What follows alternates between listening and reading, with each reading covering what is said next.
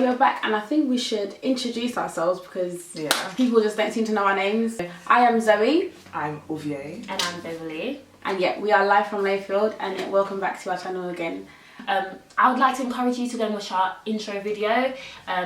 We introduce ourselves much better in that video, and we tell you what our channel is basically about, and we just detail some of the words that we use. Yeah, because some of you guys are saying, what's a shocky boy in the comment section? If you don't know what a shocky boy is, you need to go and watch that intro. That's where you put it on. Okay. And aren't you loving this natural sunlight? If he's doing 90s, this is what I want this guy, my best friend pulled down my finger and exposed my breast. Oh no. Gemma, I see you.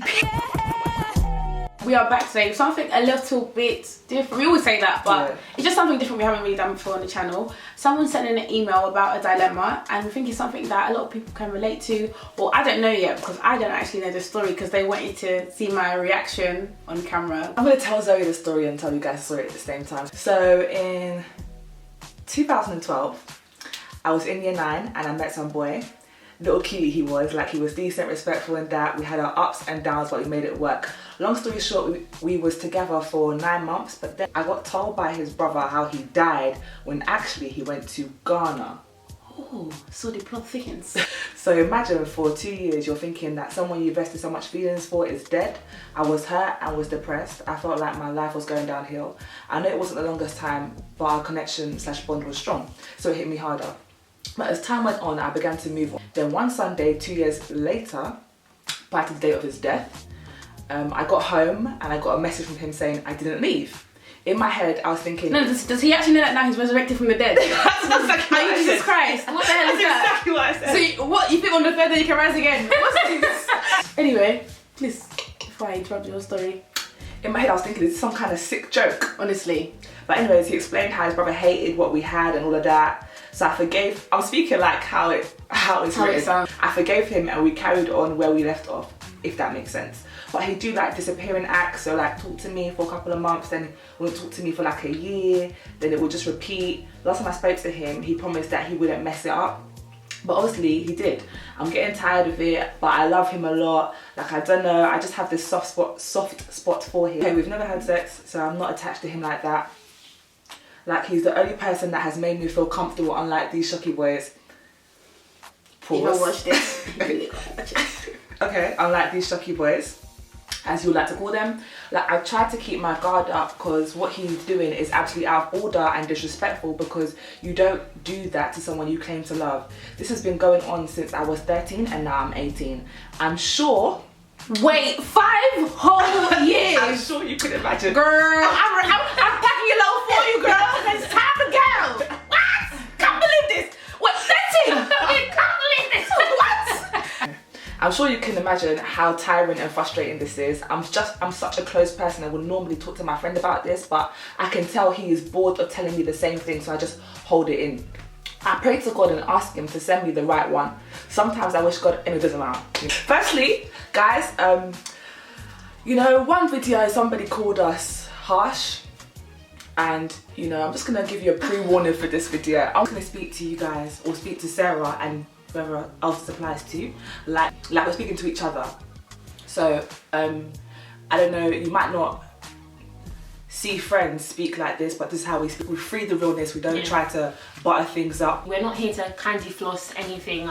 I definitely believe that we're in a generation where people would like to hear, what's the word, like sweet lies as opposed to painful truths, and there's no growth in that. I'm gonna obviously say what the guy did wrong, but we're also gonna say what the girl did wrong. So just be prepared for this. Don't be like, oh, we're always getting onto you guys. Yeah, we're always getting, no, it's nothing like that, man. You know when we get onto you. So the first thing that stood out to me was his brother came and contacted Sarah and said, you know, let's call him Samuel.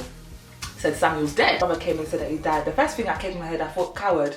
I thought this is a lie, this is shambles. I thought this guy wasn't bold enough or brave enough to just tell you, you know what, I don't want to be with you anymore, and got his brother to come and tell him. Say the truth, did he actually go to Ghana? Well, that's when it says he actually went to Ghana. He came back 2 years later and said, I never left. So you never went to Ghana, you never died. This is all a lie, it's all a shambles. It's so you just to pick up the phone and contact this girl and be like, I don't want to be with you. You decided to get your brother to come and contact her. And the one thing that Beverly pointed out is like, you guys, obviously, I'm thinking, okay, you're young, maybe you don't get it, but like for someone to grieve someone, it's a very big deal. It's not something you play with lightly to be saying, oh, you're dead. Like, what is that? That's an abomination. I think on MySpace or Facebook, you could have contacted that girl to be like, oh, I don't know what brother told you, but I'm alive. Instead of alive. Is it that maybe you're on Facebook or one social media and you actually stumbled across me and you're like, oh yeah, I forgot this girl. Remember we told her that I died? I'm gonna tell her it was a lie, you know? Yeah, because that's what man them do. That's kind of nonsense man them do. Let's be honest. And it's like when you said, you would have seen people saying R.I.P. Like Sarah. Okay, you're the only person saying R.I.P. to this guy. Where's the rest of the people saying R.I.P.? Wouldn't you have gone to his funeral? That's what Beverly said. You as like his friend or his girlfriend at the time, maybe you might not have known the parents, but you'd want to go and show your condolences to the parents at the time. You know what I mean? Even as a young child, you think that would be the right thing to do. To pay your respects. They would pay a kind of tribute to the guy in his school. So how did someone end up telling you that someone died and you didn't further question it? Or just like, oh, he's dead. How did he die? I don't mean to seem like I'm unempathetic or not. I kind of like understanding your feelings. And as a young person, sometimes the lack of maturity, you won't ask as many questions as maybe I would now that I'm 22 compared to when I was 13. Maybe I wouldn't have asked those questions. But obviously, in an advice to any young girls that are watching this, or advice to you, think about things sometimes more. And ask yourself questions. If it doesn't make sense, ponder. I was trying to like think, okay, so what would make somebody stay with this guy? And I thought, okay, cool. The guy's, in your mind, the guy's died, hasn't been with you for 2 years. You said you had a strong bond initially when it ended. So even if, let's say you didn't even have a strong bond when it ended, it's like if someone's gone, you're just going to think of all the positives about them. And your emotions are going to be growing stronger and stronger and stronger. So now this person has now come back into your life, you have like a second chance to relive the relationship that you never had in the first place. Of course you're going to think, oh, like, this is my second chance, let me see where this goes. But we have to remember that this story, none of this makes sense. Nothing makes sense. Nothing makes sense whatsoever. Because I was like to Uvie, I don't even understand how you managed to move. I would be so livid. What? So you didn't leave the country? You didn't even leave the country? You told me you had died? I'm sorry, no, do you not think I'm a human being? How can you say you have died for 2 years? 2 years you have been dead in the grave, not to return. 2 years later you say, oh, I didn't leave. I'm back. No, boo, stay dead. It doesn't make sense. Basically, we've come to the conclusion that it was all a hoax. He just didn't want to be with you, and then he's just a silly muppet for doing like, well, where the English is not coming today. Like this person is capable of anything. For you to be able to say that you have died, there is no limit to your deception. Just going off of that, you know, when you said that he wasn't a shocky boy, I actually said, what do you mean he's not a shocky boy? No, he's not. He's a Dark Lord. Prince. I'll give him Dark Prince. I didn't go with Dark Lord. You faked your own death. I managed to then reinvent yourself as a new day in my life. No, I was gonna just say, like, as girls, like, from this kind of situations, you need to learn how to guard your heart. Like, this guy has put you through emotional turmoil. I'm sure that affected maybe like your friendships, affected your family life, might have affected your academic life, and now he's come back. He's not dead. Okay, whatever. Maybe you're happy, but you have to think, like, what have I just got over? Do I want to drag myself back into a mess with someone that's capable of this, or connected to somebody whose family are that toxic and that cruel? And I think a thing to take into account, the guy must not think much of you either. No. Because how can he think, if you were like... He doesn't care about your mental stability. At all. He'll be fearing you, thinking like, oh my God, I can never attend, this girl's gonna finish me. What really stuck out to me in the email is the fact that you said, obviously, you would usually talk to your friends about this, but you know that your friend is just gonna tell you exactly the same thing that he always tells you. So this tells me that you, number one, you know what to do, and you are making a conscious choice to ignore what is best for yourself. My question to you is, do you love yourself? Do you really love yourself? Because if you love yourself, would you allow yourself to be opening yourself up to so much pain, to so much damage? You know, I even thought to myself, like you have to listen to what people say and what they don't say. She didn't call him her boyfriend. So I started thinking, are you guys in a relationship? Yeah.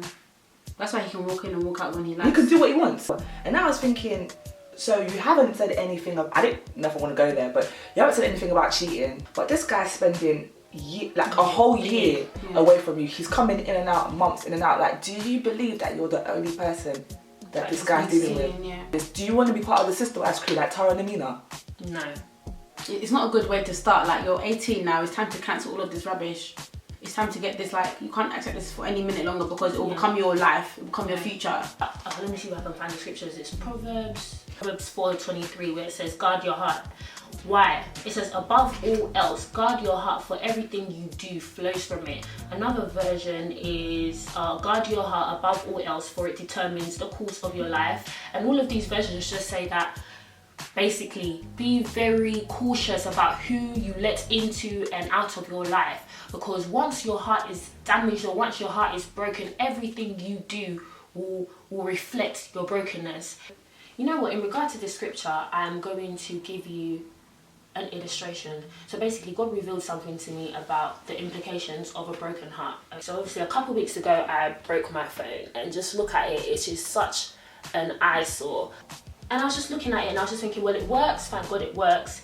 It's not like, the screen is not like coming out and cutting me, but it's like whenever I try to do something, it doesn't look the way it should look. And although it does do exactly what it used to do, it's just difficult. Everything, like taking a picture is hard, reading the text is hard because of all of the cracks, and it's kind of like I need to learn how to sort of navigate my phone with the cracks. So I have to get used to doing everything looking at a broken screen. Okay, so as time goes by, so let's just say I'm using my phone. You showed them. And God was like to me, this is what a broken human being looks like. This is what somebody with a broken heart looks like. And then he was just saying to me how people, through like relationships and through certain experiences in their life, they become broken like my phone. And instead of them seeking healing and seeking to be restored to the way God wants you to be restored, they will continue in this brokenness. And they get used to the cracked screen, they get used to the dysfunction, they get used to not being able to do everything with ease, and they get, because you know how I was saying, it's like just reading the text is hard, everything is harder than it should be. And then God went further on to say, so you yourself, the person with the broken heart, or somebody who's used to dealing with broken people, used to dealing with damaged people, you can't see the brokenness, but someone who isn't used to brokenness will come and they can see how broken you are. So you will just continue to get into relationships with broken people, or people who are used to brokenness, people who are used to dysfunction. What Pastor Matthew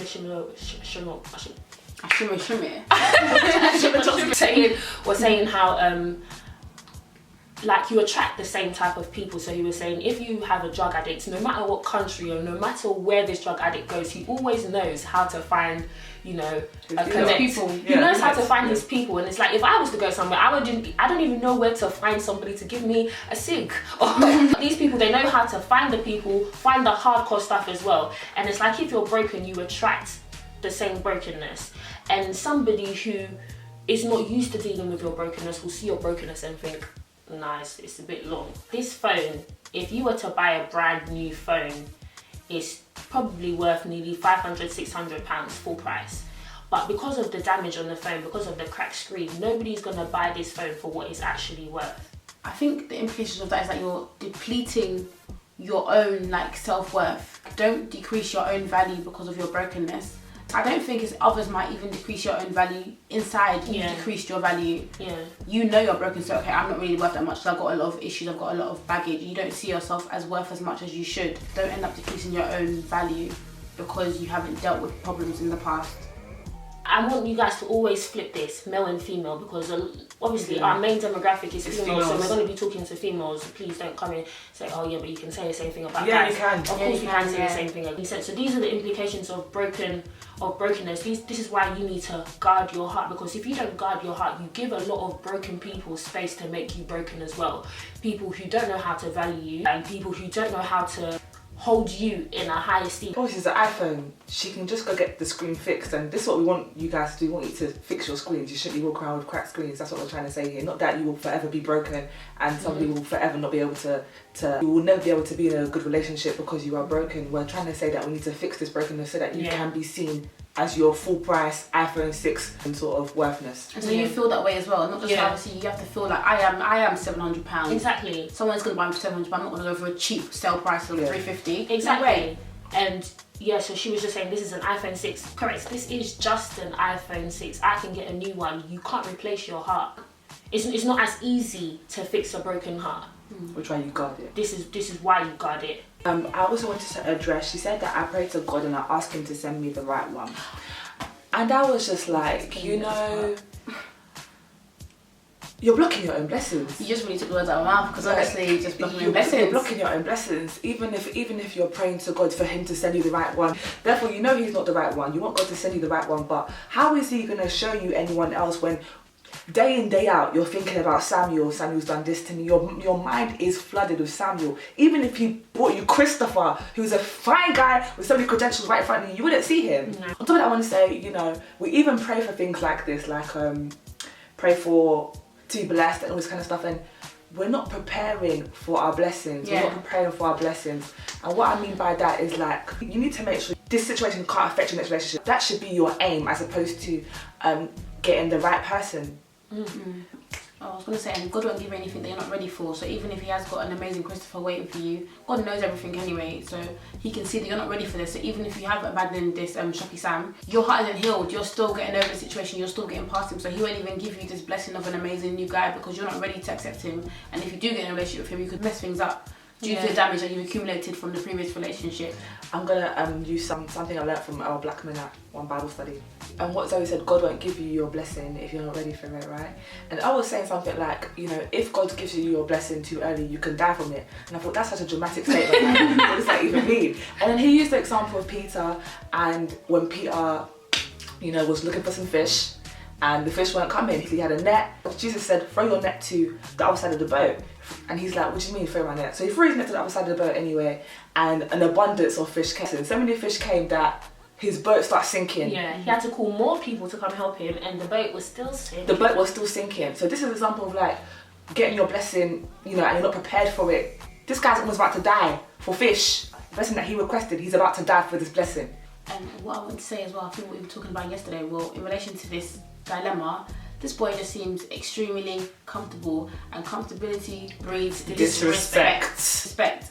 This guy has really learned how to disrespect you, as Uvie would say, so-tay, who will now live your life after he's reincarnated for another year, and then come back and he can still treat you like you're a fool.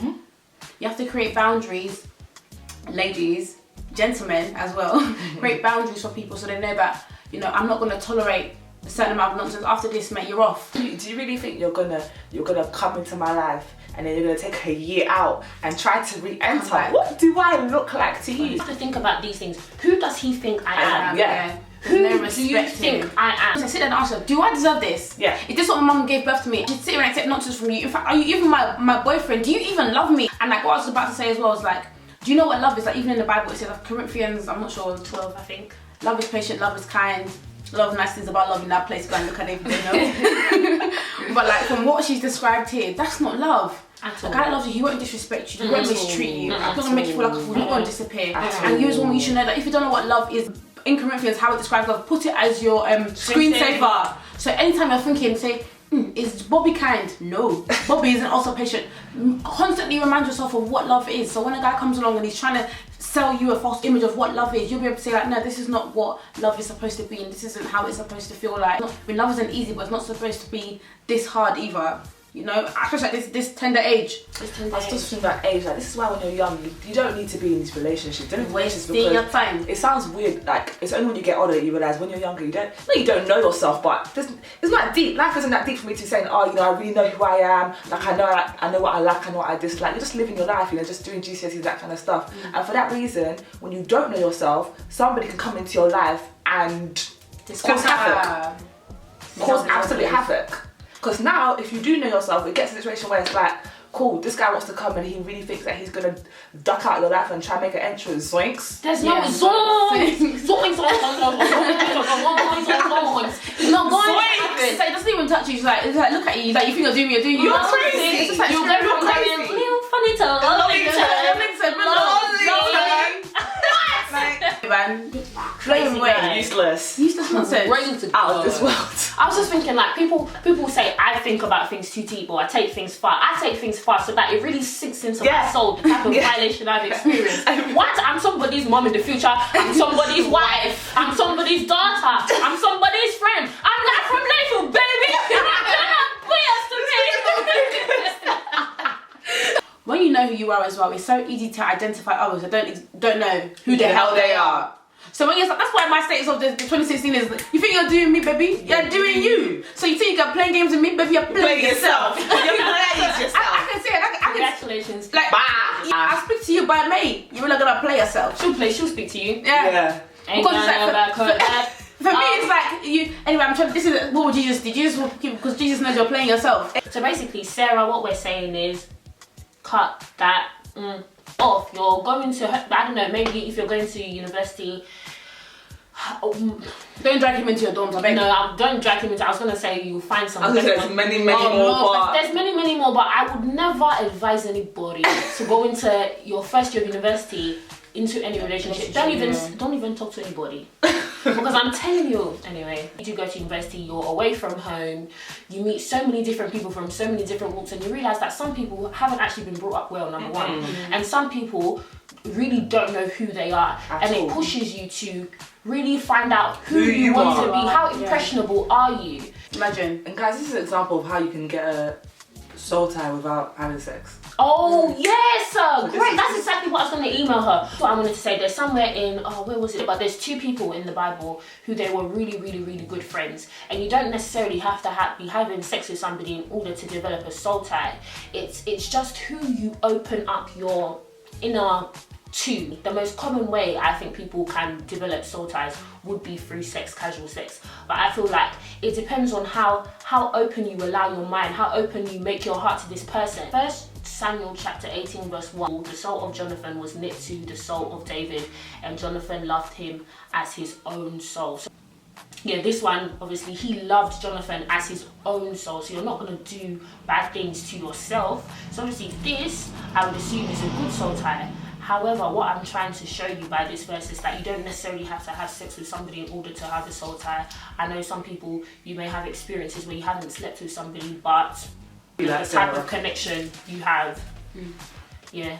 Thinking of how people are like in these sort of situations, like it's obviously you know what to do, so maybe you're just contemplating about how hard it would be, how difficult it would be, and like people say stuff like, I don't know if I'm capable of leaving here. 1 John chapter 3 and 4, and it was saying you have God's nature inside of you, and when you think of adjectives to describe God, you're going to come with strength, you're going to come with power, so all of that is within you. You have all the capacity to leave the sky.